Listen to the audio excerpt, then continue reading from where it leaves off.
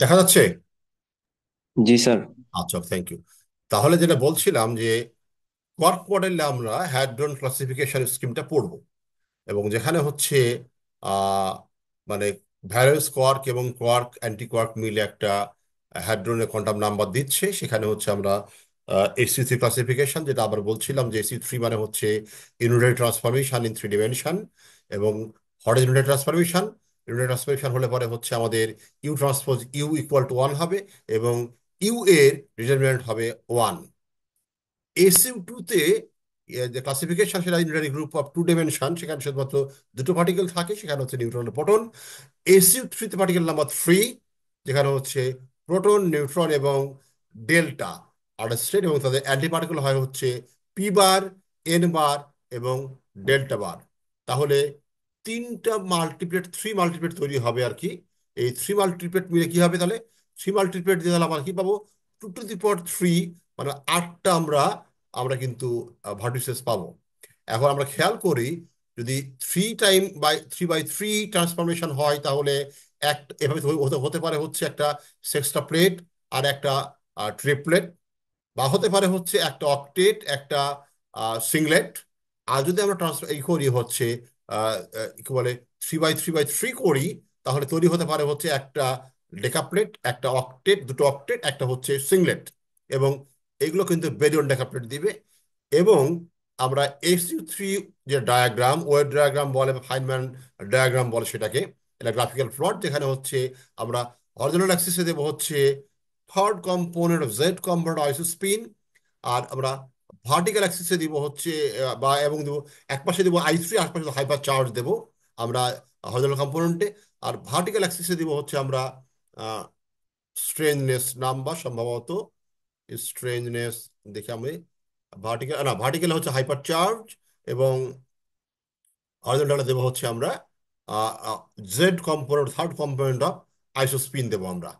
এবং আইসোস্পিন অ্যাক্সিসটা মানে হচ্ছে যেহেতু 360 ডিগ্রি হবে, তাহলে হচ্ছে এটি কি বলে symmetric with respect to rotation of 120 degree. ঠিক আছে।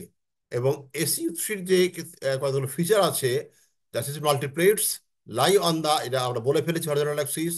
মাল্টিপ্লেটস have the same hypercharge, তার মানে একই অ্যাক্সিসে থাকলে পরে হাইপার চার্জ সেম হবে। আর একই যদি চার্জ হয় পার্টিকেলের, তাহলে একটা প্যারালাল অ্যাক্সিস থাকবে, যেটা বলা হয় ইউ স্পিন অ্যাক্সিস একটা আছে, একটা আছে ভি স্পিন অ্যাক্সিস আছে।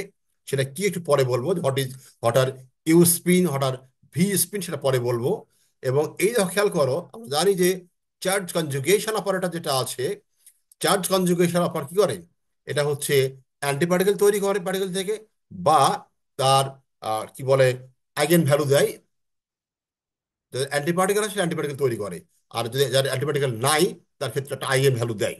তার মানে হচ্ছে অ্যান্টিপার্টিকেল তৈরি করা মানে কিন্তু আইসোস্পিনের রিফ্লেকশন হয় কিন্তু, সেটা আমরা দেখব। এবং স্পিন প্যারিটি কিন্তু SU3 গ্রুপে কিন্তু পরিবর্তন হয় না।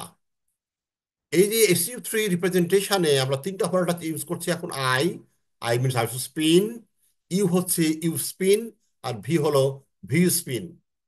এখন এই তিনটে অপারেটর কি করছে খেয়াল করো, যে I3 is equal to isospin Z component Q minus half Y. Y হচ্ছে হাইপার চার্জ, ওয়াই মানে হচ্ছে B plus S plus B, C plus B star plus কি বলে টি। এটা হচ্ছে হাইপার চার্জের ডেফিনিশন। আর ইউ3 equal to Q minus half Y, Q হচ্ছে পার্টিকেলের চার্জ। ইউ3 অপারেটর মানে হচ্ছে minus half Q plus Y.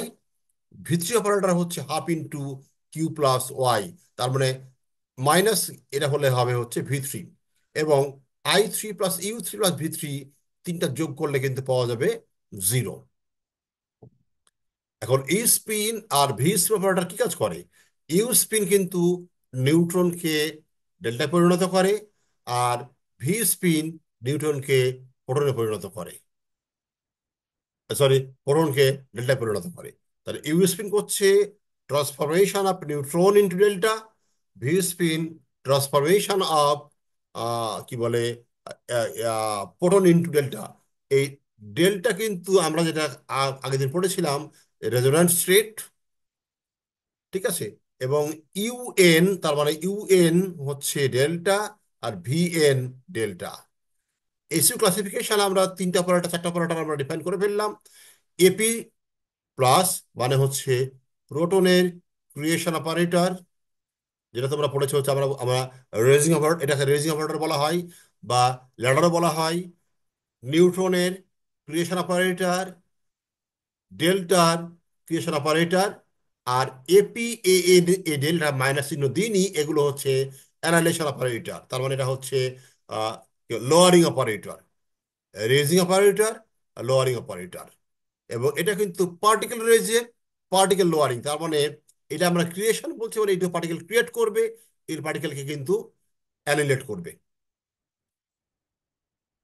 এখন খেয়াল করো যে আমরা যদি এরকম আসি, এপি প্লাস এন, এখান analogous to tau plus. Tau plus হচ্ছে এটা বলা হয় step up operator which changes neutron to proton. Tau plus basically, আমরা এটা তোমরা আসলে পরে দেখা যায় যে tau plus equal to basically হয়েছে টিএক্স প্লাস আইটি ওয়াই, হচ্ছে আলাদা কথা, সেটা পরে শিখবে। আর এ এন প্লাস এপি হল টাউ মাইনাস, এটা হচ্ছে step down operator which changes proton to neutron. খেয়াল করে দেখো, তার মানে টাউ প্লাস অপারেটর কিন্তু যদি আমরা ইউজ করি বেটা মাইনাস ডিকেতে, তার মানে tau plus operator is responsible for বেটা মাইনাস ডিকে। কারণ বেটা মাইনাসে কি হয়, এ neutron converts into a proton, একটা ইলেকট্রন তৈরি হয়, আর একটা অ্যান্টি ইলেকট্রন নিউট্রন তৈরি হয়। তার মানে ইলেকট্রন তৈরি বিটা মাইনাস ডিকে, তাহলে টাউ প্লাস হলো কি, বিটা মাইনাস ডিকে, আর টাউ মাইনাস কি হলো, বিটা প্লাস ডিকে। তাহলে tau plus tau minus operator are responsible for beta decay.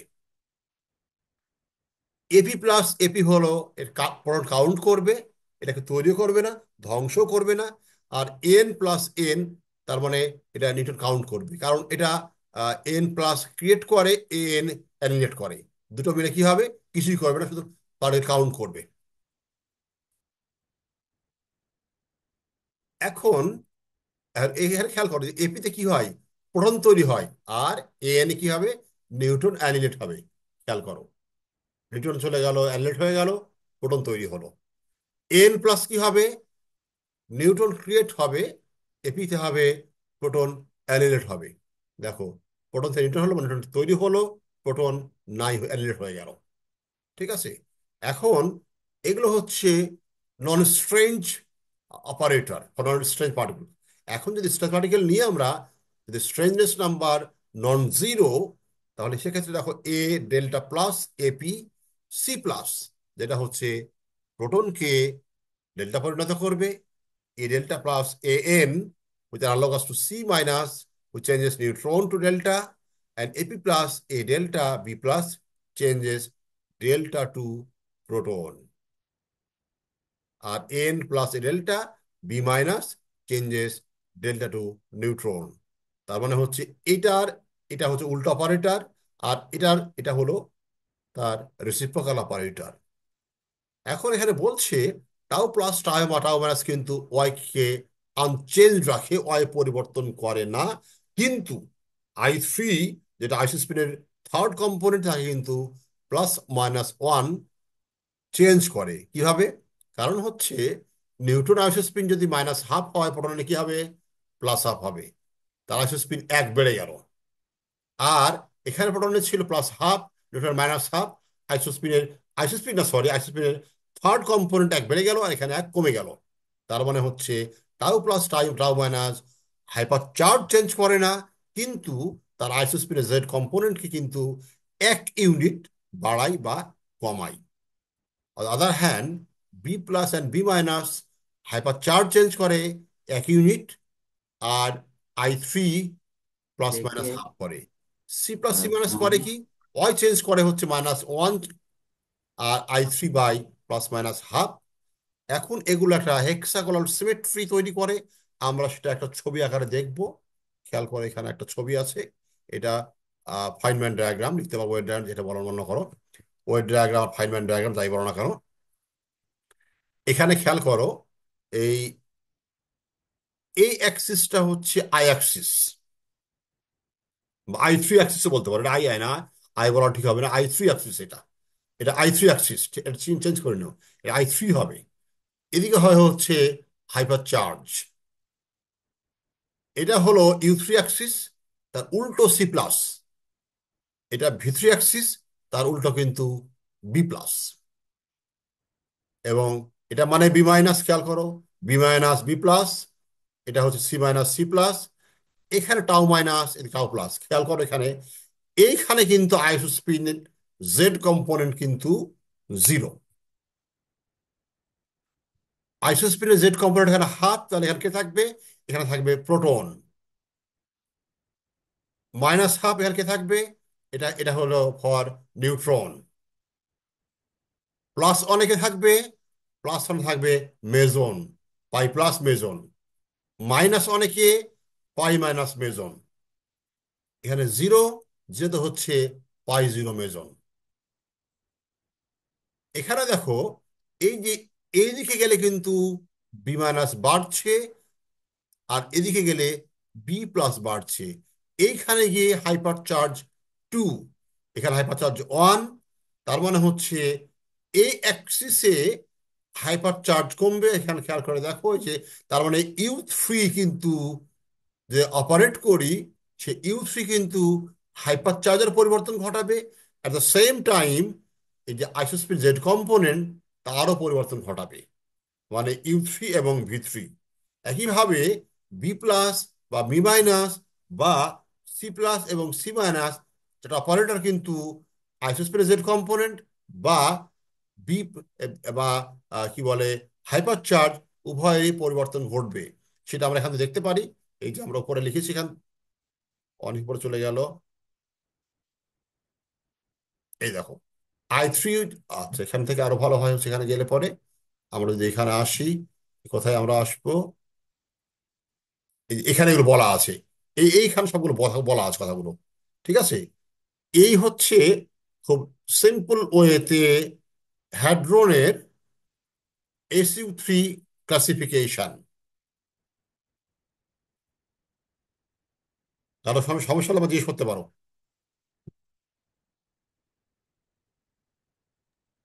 Sir, গ্রাফটা আবার একটু বুঝালে ভালো হতো স্যার। গ্রাফটা বোঝালে ভালো হতো। গ্রাফ তো না, এটা ফাইনম্যান ডায়াগ্রাম, ওয়েভ ডায়াগ্রাম বলছে। এটা গ্রাফ বলা ঠিক হবে না, গ্রাফ বলবে না এটাকে। এটা হচ্ছে পিক্টোরিয়াল ডায়াগ্রাম, তার মানে এই পিকচার দিয়ে অনেক জিনিস বোঝানো হচ্ছে।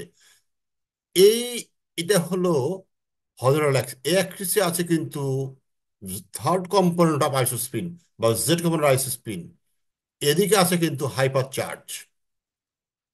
এখন তুমি এখানে আসো, এই যে যদি নিউট্রন প্রোটনে পরিণত হয়, তাহলে কি হবে? নিউট্রনের ক্ষেত্রে আইসোস্পিন ছিল মাইনাস হাফ জেড কম্পোনেন্ট, এখানে প্লাস হাফ। তার মানে এখানে টাউ প্লাস অপারেটর অপারেট করছে, কারণ আমরা যাচ্ছি এই দিকে, ঠিক আছে।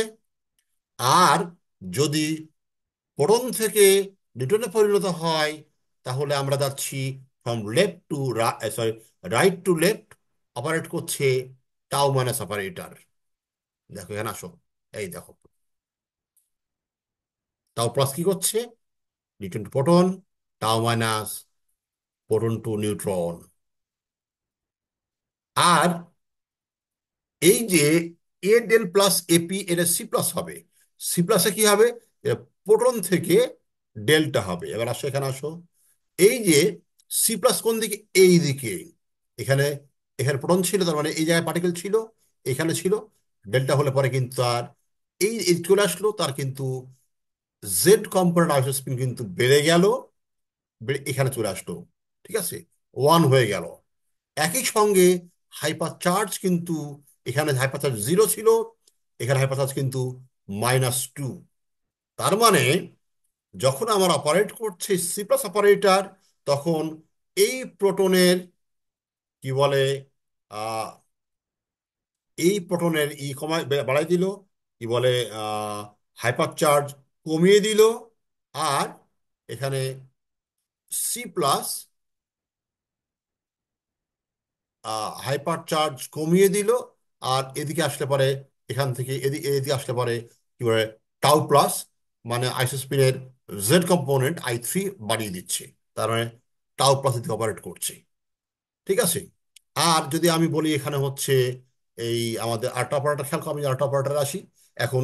এ ডেল প্লাস আর N, C minus, C minus changes neutron to delta. এই দেখো সি মাইনাস এদিকে, নিউট্রন ছিল এখানে, সি মাইনাসে নিউট্রন অবস্থা এখানে ছিল, তার এখান থেকে সি মাইনাস কি হচ্ছে, আইসো স্পিন কমাচ্ছে, একই সঙ্গে তার আহ, কি বলে হাইপার চার্জ কমাচ্ছে। এটা হলো এই দুটো অপারেটর, এই দুটো অপারেটর। বি প্লাসে কি হবে? বি প্লাসে ডেল্টা টু পি হবে। এর বি প্লাসটা কোন দিকে? এইদিকে বি প্লাস। বি প্লাসে কি হবে? মনে করো এখানে ডেল্টা ছিল, এই নিচে এখানে পি প্রোটন পরিণত হচ্ছে, বি প্লাস বাড়ছে। বি মাইনাস কি হবে? বি মাইনাস হবে ডেল্টা টু নিউট্রন, এখানে চলে আসবে নিউট্রনে।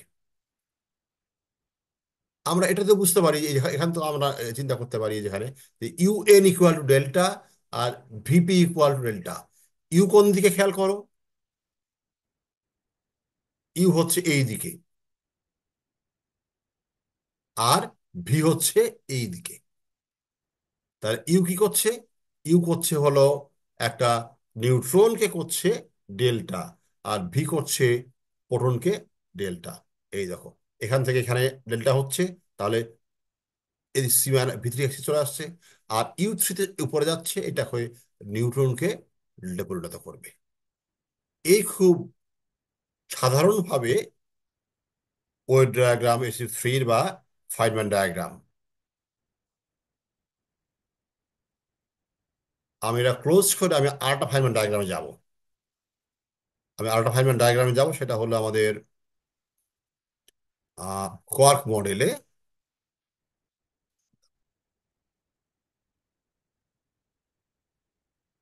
আমাদের কোয়ার্ক মডেল পড়ি আমরা। এই আমি এখন শেয়ার দিই কোয়ার্ক মডেলটা। আপনার রেকর্ডিং আমাদের চলছে না? রেকর্ডিং বন্ধ করে দিয়েছি। স্যার রেকর্ডিং চলতেছে স্যার। Good, thank you. এই হচ্ছে, দেখা যাচ্ছে কোয়ার্ক মডেল। আমি একটু ছোট করি। জি স্যার। এটা আমি নিয়েছি হচ্ছে, তোমাদেরকে আমি বইয়ের নাম বলি, তোমরা আমাদের সেমিনারে বই অনেক অনেক কপি আছে। এটা হলো ক্রেনের বই, কেনেথ ক্রেন। এর শেষের দিকে 712 পৃষ্ঠায় এটা আছে, কোয়ার্ক মডেল। ঠিক আছে। এবং এখানে আমরা কোয়ার্ক আমরা কি বলে ক্লাসিফিকেশন করছি ইউজিং ফাইনম্যান ডায়াগ্রাম। বলছে যে এখানে কিন্তু আবার ওই T3 খেয়াল করো, T3 বলা আছে। T3 মানে I3, কিন্তু এখানে যেটা আমি I3 লিখছি, এখানে T3 লেখা আছে, আইসোস্পিনকে টি লেখা আছে এখানে, আমরা লিখছি আই দিয়ে লিখছি। ঠিক আছে।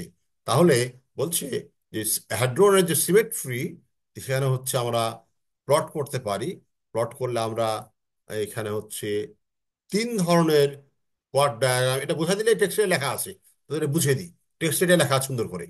এটা হচ্ছে স্পিন জিরো মেজনের জন্য, এটা স্পিনন মেজনের জন্য কোয়াড ডায়াগ্রাম।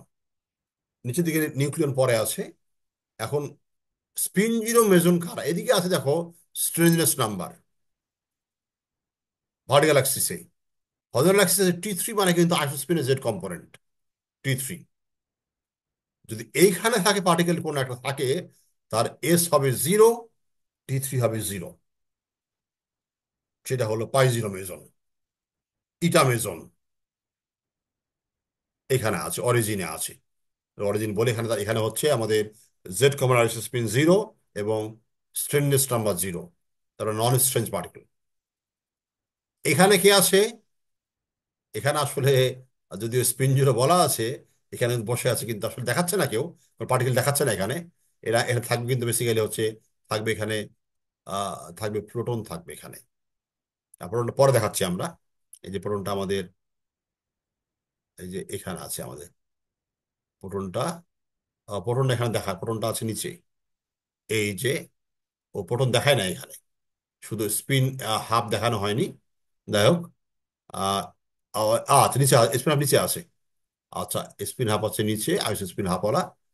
তা থাকলে মানে এখানে দেখানো যেত, স্পিন হাফও দেখানো যেত। এটা এটা হচ্ছে আমার বেসিক্যালি হচ্ছে প্লাস হাফ আইস স্পিন, এটা হলো প্রোটন। মাইনাস হাফ এটা হলো নিউট্রনের জায়গা, এটা নন স্ট্রেঞ্জ পার্টিকেল। এরা কিন্তু 6 ফোল্ড দেখালো, 1 2 3 4 5 6, 6 ফোল্ড। এটা কিন্তু, এটা দেখো 9, এটা কিন্তু দেখো অনেক, কিন্তু অ্যাক্সিস দেখো, এটা অনেক অ্যাক্সিস কিন্তু, 1 2 3 4 5 6 7 8, এটা 9 ফোল্ড। এখন আমি উপরে আসি, আবার তোমাদের আবার ওটা ক্লিয়ার করে বোঝাই। টেক্সটে লেখা আছে, তোমাদের বুঝে তা বুঝে ফেলতে পারবা, ঠিক আছে? এখন তাহলে এখানে কে আছে? এখন এইখানে আছে পাই প্লাস মেজন। পাই প্লাস মেজনের কিন্তু আইসোস্পিন জেড কম্পোনেন্ট +1, পায়োনের আইসোস্পিন কিন্তু 1, পায়োনের। তার মধ্যে পাই প্লাসের I3 হচ্ছে 1+1, পাই মাইনাসের I3 হচ্ছে -1, পাই জিরো I3 হচ্ছে 0। এবং পায়ন কিন্তু নন স্ট্রেঞ্জ পার্টিকেল, স্ট্রেঞ্জ না কিন্তু। আর কেমেজনরা হচ্ছে স্ট্রেঞ্জ পার্টিকেল। কেমেজনের স্ট্রেঞ্জেস নাম্বার হচ্ছে +1। আর আসলে কে মাইনাস মেজনের হচ্ছে বেসিক্যালি K0, এই হয় না, K0, কে মাইনাসের হচ্ছে -1 স্ট্রেঞ্জেস নাম্বার। তার অ্যান্টিপার্টিকেল হচ্ছে K+, তার স্ট্রেঞ্জনেস হচ্ছে +1। হাফ দিচ্ছিলাম, খেয়াল করো এখানে I3 এখানে বসে আছে, এখানে হচ্ছে K+, এবং K+-এর স্ট্রেঞ্জনেস নাম্বার হচ্ছে +1, এ লাইনের +1। আর এখানে যদি আমি সরাসরি প্রজেকশন নিই, এখানে হচ্ছে I3, এটা হলো +12। K0 বার, তার মানে K0-র অ্যান্টিপার্টিকেল, তার আইসোস্পিনের কম্পোনেন্ট +12, এবং স্ট্রেংথনেস নাম্বার হচ্ছে -1। এখানে চলে আসে এবার হচ্ছে কে মাইনাস পার্টিকেল, কেওন। কেওনের ক্ষেত্রে স্ট্রেঞ্জ পার্টিকেল এটা, তার স্ট্রেঞ্জেস নাম্বার কিন্তু -1, এবং I3 -12। K1-এর কিন্তু দুটো হয় পার্টিকেল, একটা বেসিক্যালি হয় হচ্ছে K0 আর K+, হচ্ছে K1-এর অ্যান্টি পার্টিকেল। এইখানে বসে আছে কিন্তু পাই মাইনাস মেজন, যার স্ট্রেঞ্জেস নাম্বার 0, I3 হচ্ছে -1। এখন বলো এইটা ক্লিয়ার কিনা, বলো আমাকে।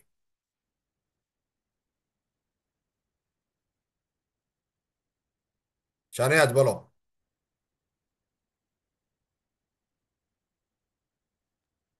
স্যার এটা আবার আর একটু বুঝালে ভালো হয় স্যার। আরে বাপরে, পড়া আগাতে পারবো না তাহলে তো আর। এই দেখো, এটা হলো এই এ অ্যাক্সিসে আছে হচ্ছে I3, টি বলা আছে, আমরা অন্য জায়গায় আই লিখেছি আমরা। এইদিকে আছে স্ট্রেননেস নাম্বার। তাহলে এই অ্যাক্সিসে কোনো পার্টিকেল থাকলে তার স্ট্রেননেস নাম্বার হবে 0, রাইট?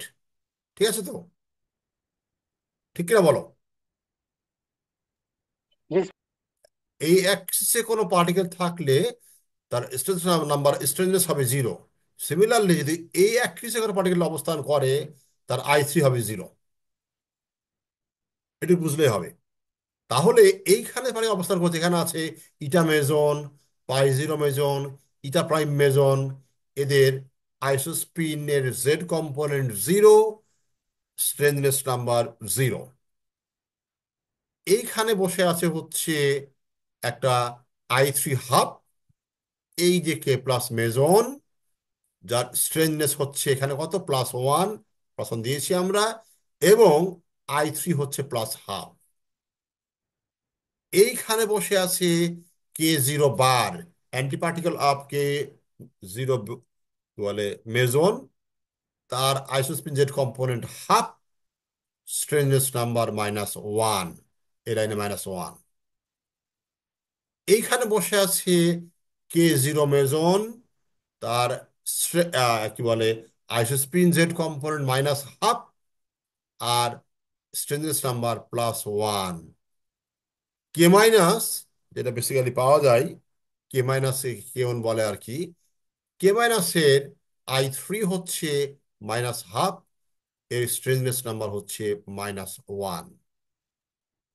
এবারে পায়নে আসি। এখানে পাই 0 আছে, তার S0 I3 0, পাই প্লাসের S0 I3 +1, পাই মাইনাসের S0 I3 -1। ঠিক আছে?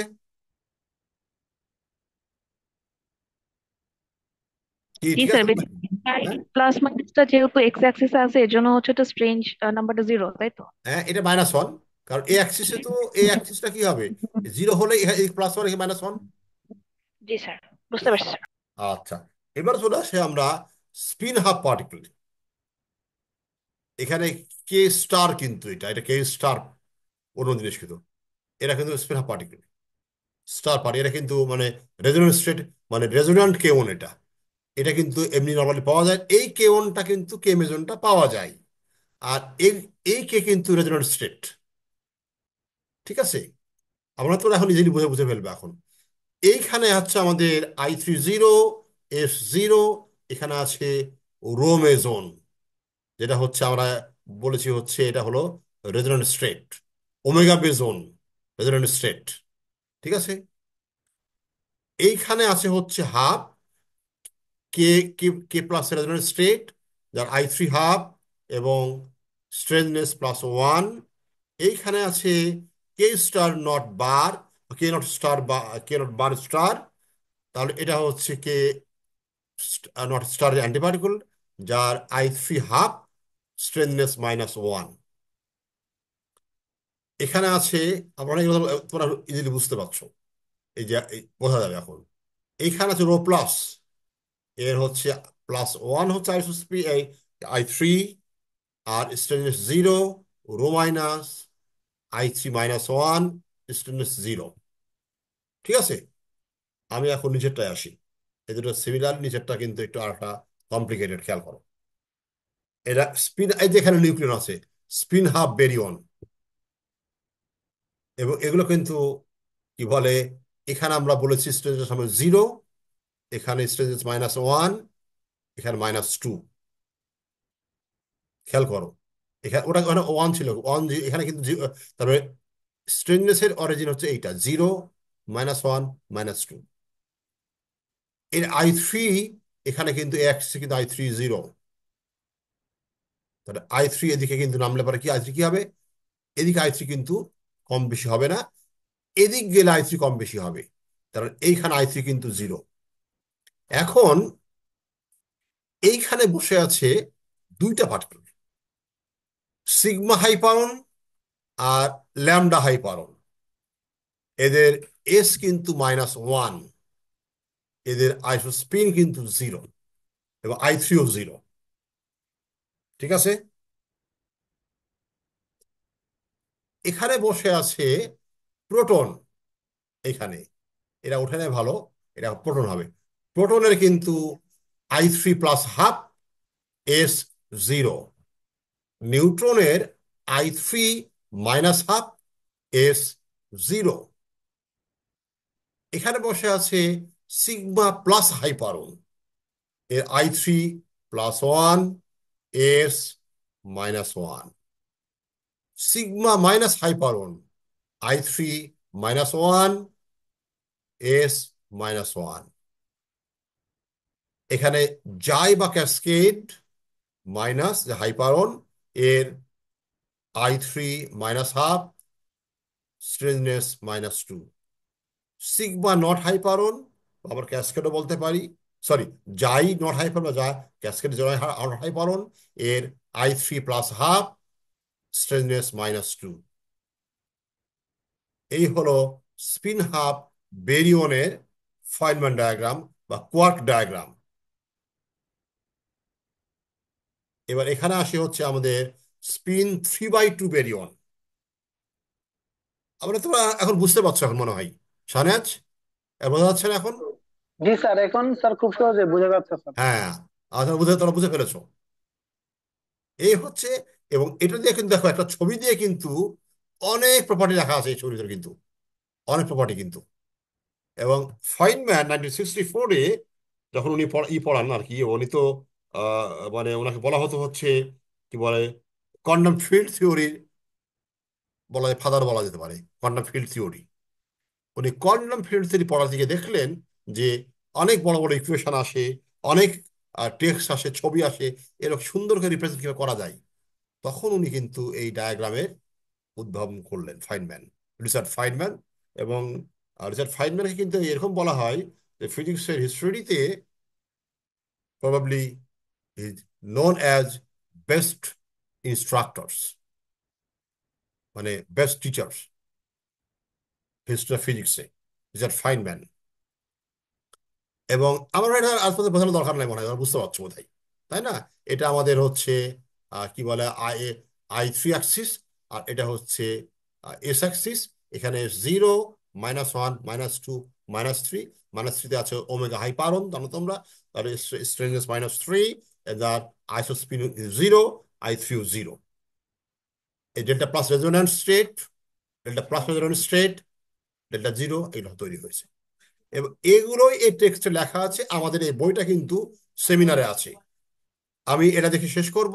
এটা হলো basic three quark triplet, D down quark, U quark, strange quark. এই তিনটা কোয়ার্ককে বলা হয় কোয়ার্কের ফার্স্ট জেনারেশন, মানে কোয়ার্কের প্রথম জেনারেশন। কোয়ার্কের সেকেন্ড জেনারেশন হচ্ছে চার্ম কোয়ার্ক আর টপ কোয়ার্ক। ও না, স্ট্রেঞ্জ কোয়ার্ক ফার্স্ট জেনারেশন না, স্ট্রেঞ্জ আর টপ হচ্ছে সেকেন্ড জেনারেশন কোয়ার্কের, আর চার্ম আর বটম হচ্ছে থার্ড জেনারেশন কোয়ার্কের। এখন খেয়াল করো, এদিকে I3 অ্যাক্সিস, এদিকে strangeness number. Down quark up কোয়ার্কের আইসোস্পিন কিন্তু এখানে হচ্ছে ডাউন কোয়ার্কের -1/2, আপ কোয়ার্কের +1/2। এর অন স্ট্রেঞ্জ পার্টিকেল, তারা কিন্তু স্ট্রেঞ্জনেস 0। স্ট্রেঞ্জ কোয়ার্কের আইসোস্পিন 0, কিন্তু স্ট্রেঞ্জনেস নাম্বার -1।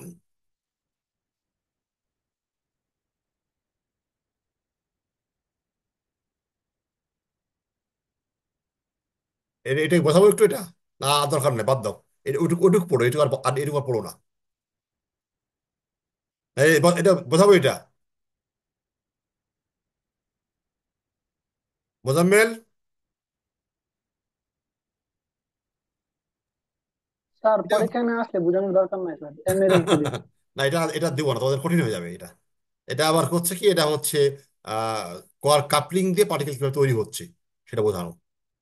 এই টেক্সটে সব লেখা আছে। এবং এই টেক্সটটা তোমার পাবা হচ্ছে এর বইয়ে, কেনেথ ক্রেনের বইয়ে। এবং এটা প্রবাবলি চ্যাপ্টার 8, এর নাম পার্টিকেল ফিজিক্স, চ্যাপ্টারের নাম ক্রেন। ঠিক আছে?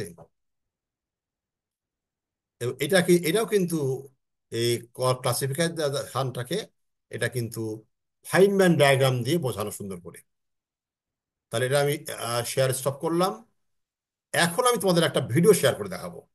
আজকে লাস্ট টপিক, আমি এরপরের দিন একটা ক্লাস নেব বুধবারে। ওই ক্লাসে আমি তোমাদের শুধুমাত্র অল্প পড়া বাকি রেখেছি। এটা হলো কোয়ার্কের প্রপার্টিজ, আর যে পায়ের নিউক্লিয়ন স্ক্যাটারিং দিয়ে কি করে আইসোস্পিনকে ব্যাখ্যা করা যায়, ওই জিনিসটা পড়াই ওই শেষ করে দিব। তাহলে এটা আমি স্টপ করলাম, শেয়ারিং স্টপ করে আমি একটা ভিডিও তোমাদের শেয়ার করব। আগে ভিডিওটা অন করে নিই।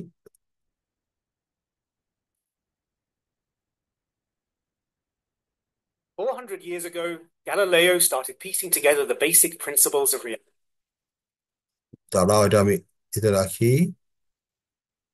হুম। আজকে আমাদের মোটামুটি, মোটামুটি না, আজকে আমাদের লাস্ট টপিক। আমি যদি শেয়ার করি, তাহলে কোনটা এইটা, এটা না তো।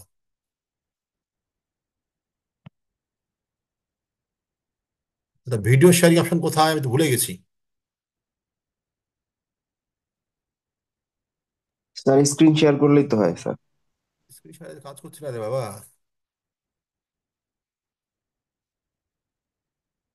ও, এটা এটা বোধ হয় না। হ্যাঁ, এটা না। হুম, দাঁড়াও, শেয়ারে গিয়ে এইটা, এই পাইছি পাইছি।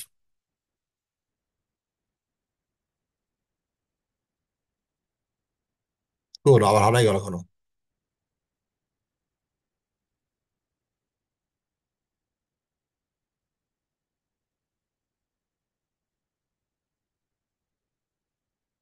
মেসেঞ্জার আসছে কেন বারবার? আবার ক্লোজ করি তো, এবার আসছিল, সে আবার হারাই গেল। শেয়ারে দিয়ে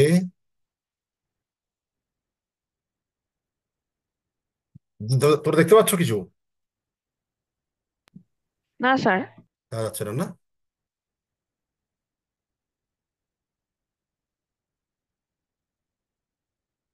তাহলে শেয়ার এটা ওপর ওপর হচ্ছে এখন একটা শেয়ারে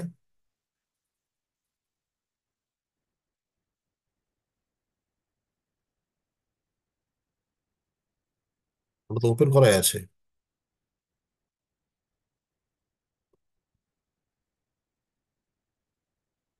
এটা হলো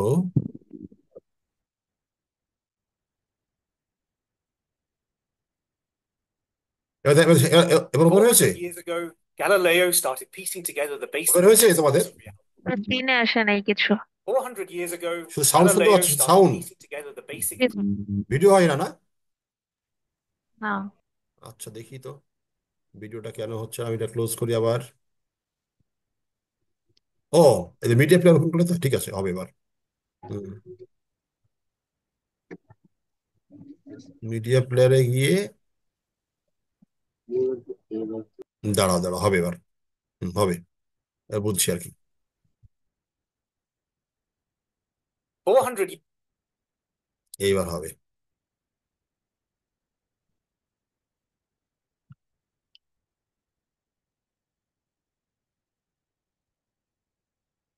এবার ইনভ্যালিড দেখাচ্ছে কেন এটা? নিচ্ছে না, এটা ইনভ্যালিড দেখাচ্ছে।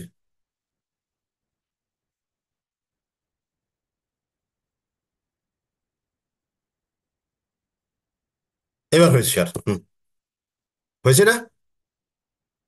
জি স্যার। আচ্ছা, years এই ago, ভিডিওটা দেখে এবার। Galileo started piecing together the এটা basic আবার standard model. what we now call modern science. But the questions he was trying to answer are as old as humanity itself. What are we made of? What are the fundamental building blocks of the universe from which you, me, the stars, and everything else is constructed? In the centuries since Galileo, thousands of theories and experiments have peered into smaller and smaller distances, converging on a single picture of the structure of matter. This somewhat daunting looking formula is where we end up. It gives the correct answer to hundreds of thousands of experiments, in some cases with an accuracy that is unprecedented in science. It is, by any measure, the most successful scientific theory of all time. And yet, for something so extraordinary, we give it a rubbish name. We call it the Standard Model. I'm David Tong, a theoretical physicist at the University of Cambridge. And in this video, we're going to build the Standard Model piece by piece.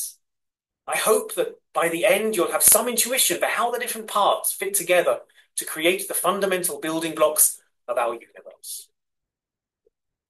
This is the Standard Model. It describes how everything in the universe is made of 12 different types of matter particles, interacting with three forces, all bound together by a rather special particle called the Higgs boson. Before we get going, some caveats. First, I said three forces. While there are actually four fundamental forces at play in the universe. This means there's something missing from this picture, and that something would be gravity. The most obvious force at play in the world around us, and yet, in many senses, the one that we understand least. We do have a theory of gravity, a very successful theory. It was given to us by Albert Einstein, and it goes by the name of general relativity. But there are two good reasons why it's not included in the Standard Model. The first is that at the microscopic level, the force of gravity is so weak that it barely has any effect on a single subatomic particle. The second is that we don't really know how to incorporate general relativity, which is a classical theory, into the quantum world. We have no idea how to peer into a black hole where quantum gravity effects are clearly at work. The second caveat is that the Standard Model is written in a language known as quantum field theory. This tells us that matter, at the fundamental level, is not really made up of particles. Instead, it's made up of fields, fluid-like objects which are spread throughout all of space. These fields are engaged in an intricate, harmonious dance to a music that we call the laws of physics. The interactions between the fields produce the physical world in the form of particles. To understand the Standard Model, it's more convenient to use the language of particles. As we build up the Standard Model, we're going to meet lots of particles with an array of names that can very quickly become bewildering. But there's one classification of particles that is, by far, the most important. Every particle is either a fermion, which is a matter particle, or a boson, which is a force particle. The distinction between fermions and bosons lies in the quantum world. Fermions must obey something that we call the Pauli exclusion principle. Roughly speaking, this means that you can't put two fermions on top of each other in space. As such, these are the building blocks of matter. Bosons, on the other hand, can pile on top of each other as much as they want, because they're not obliged to obey the Pauli exclusion principle. Bosons are the particles that mediate various forces, and we'll talk about them much more later. But for now, let's start by looking at the fermions. Everything we're made of can be reduced to just three matter particles. This is the electron and two species of quarks that we call the up quark and the down quark. The familiar proton and neutron each contain three quarks. The proton has two up quarks and a down, while the neutron has two down quarks and an up. Put protons and neutrons together, and you have a nucleus. Add electrons into the mix, and you have an atom. Put a bunch of atoms together, and that's what we're made of. All the beauty and complexity that we see in the world around us can be traced to the same collection of three particles, rearranged over and over in different combinations. Next comes the fourth type of matter particle. It's called the neutrino, and it's not like the others. Neutrinos are extremely light and barely interact with anything else. For example, the time it took me to say that, something like 100 trillion neutrinos passed through your body.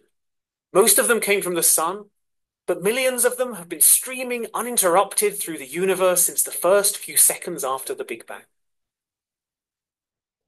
So there we have it, four matter particles, three that make up you, me, and everyone we know, and one very peculiar cosmic ghost flowing through us all. But here's where things start to get weird. Because nature didn't stop there. For reasons that we do not understand, she took this collection of four particles and made two further copies. This means that there are actually three different kinds of electron particles. In addition to the original electron that we know and love, there are particles called the muon and the tau. The muon and the tau behave exactly like an electron, with one important exception. They're heavier. The muon is about 200 times heavier than the electron, the tau almost 3,500 times heavier. The same generational pattern then repeats for the quarks. There are two heavier versions of the down quark that we call the strange and bottom quarks, and two heavier versions of the up quark called charm and tom. And then there are also two more neutrinos.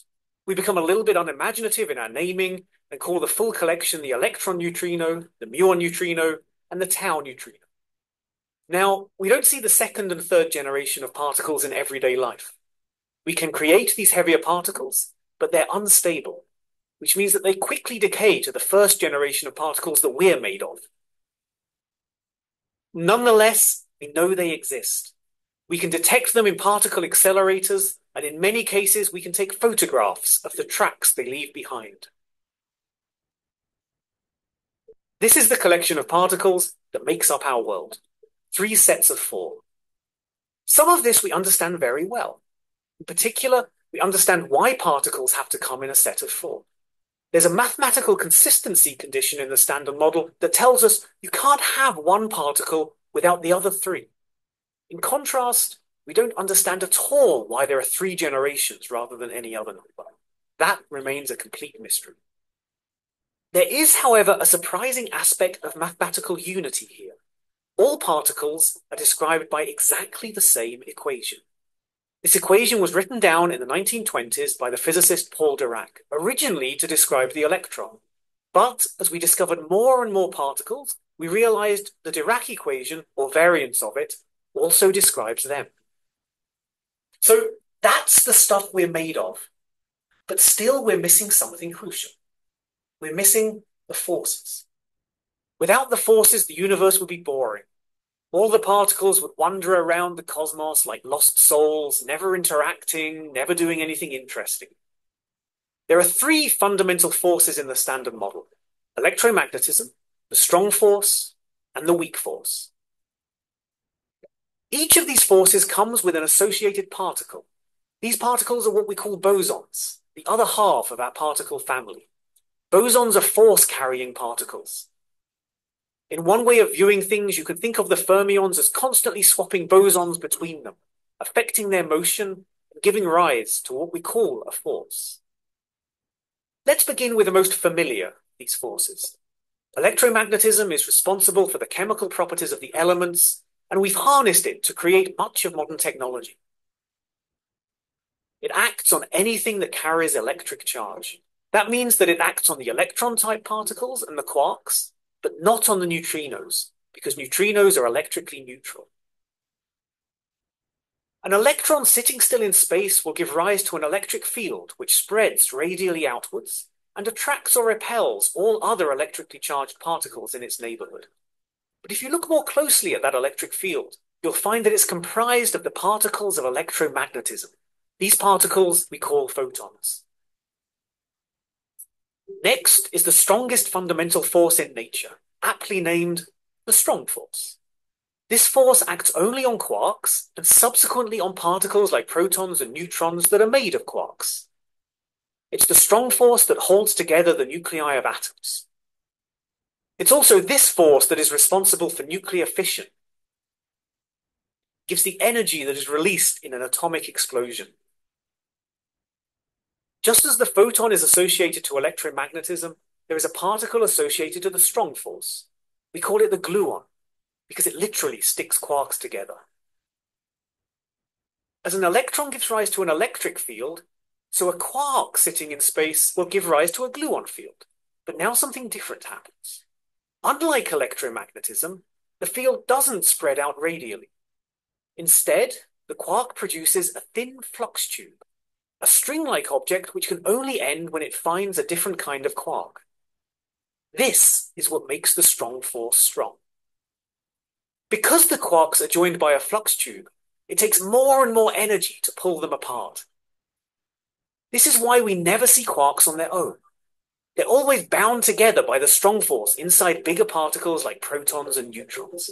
The third and final force is the most intricate, subtle of them all.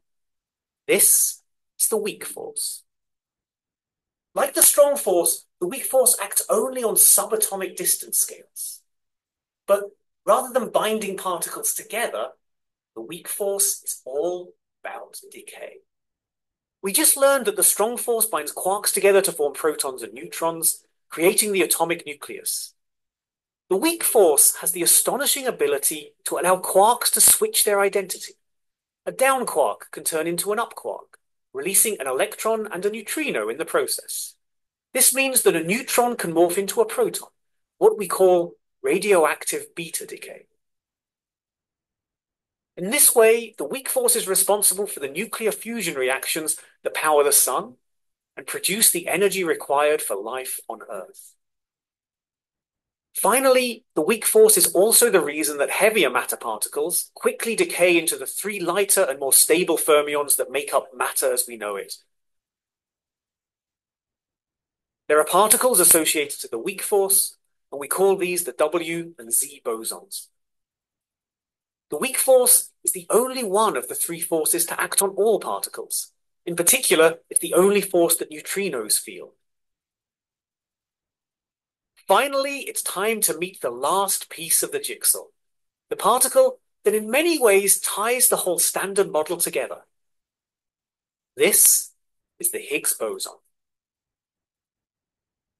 To explain why the Higgs boson is so special, I should first tell you a striking fact. None of the fundamental particles in the world have a mass. This is where the Higgs boson comes in. Its role is to endow all fermions with a mass.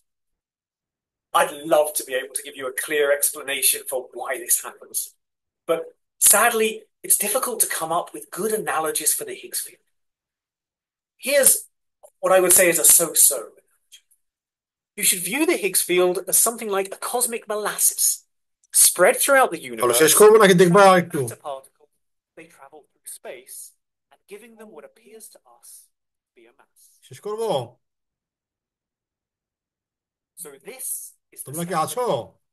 Well, সানেয়াজ, the particle, G sir. G sir, আমরা আছি sir. the sir Higgs boson. ভালোই লাগতেছিল, আপনি যা পড়িয়েছেন sir, মানে সবগুলো summary না করার জন্য। বেশিক্ষণ নাই, আর 3-4 মিনিট আছে। But it's clear that the standard model is not আমি the দেখতে particle. পারি। Since the discovery of the Higgs boson, physicists like me feel that in many ways the standard model is too successful. It gives the right answer to every experiment that we do. Our current hope is that we'll eventually find an experiment that it gives the wrong answer to. And there are some hints that this is happening. Because only then can we get clues about what lies beyond. One of the open questions about the standard model is whether the three fundamental forces are actually different, or whether they are a manifestation of a single all-encompassing force. This is the dream of a grand unified theory. There are some theoretical signs that this may be the way things work out, but so far, no experimental confirmation. Of course, we're also left with the obvious thing that's missing. That's gravity. At the beginning of this video, I talked about the problem of quantum gravity. In recent years, we've discovered gravitational waves, which are ripples of space and time itself. And if we look closely, there are good reasons to believe that these waves are made of quantum particles that we call gravitons, just like light waves are made of photons. There are other things missing too. The standard model doesn't include the invisible realm of dark matter and dark energy, which means that we're missing an explanation for a whopping 95% of the energy in the universe. Dark matter is almost certainly made up of additional particles that don't interact with electromagnetism. Perhaps these particles have their own forces and their own messenger bosons. And there are still more questions about the standard model that we just don't know how to answer. Why is the muon 200 times heavier than the electron, while the top quark is 350,000 times heavier than the electron? Why is the neutrino 1,000,000 times lighter? We have no idea. We have no way of predicting the masses of these particles other than going out and measuring them in experiments. But there are clearly patterns within the masses of the particles, which strongly suggests that there's some underlying structure just waiting to be uncovered. The hope is that with experimental results going hand in hand with new theoretical ideas, we'll ultimately be able to reveal the next layer of reality and understand what lies beyond the standard model.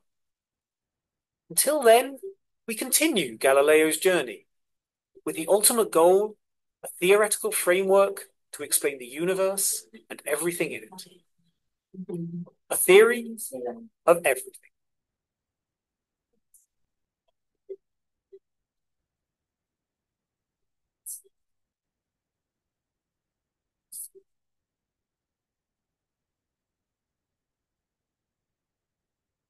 Thank you. তোমাদের অনেকক্ষণ ধরে দেখেছো এটা। আমাদের class শেষ করলাম নাকি? ঠিক আছে, স্যার, বলো। স্যার গতকালকে হচ্ছে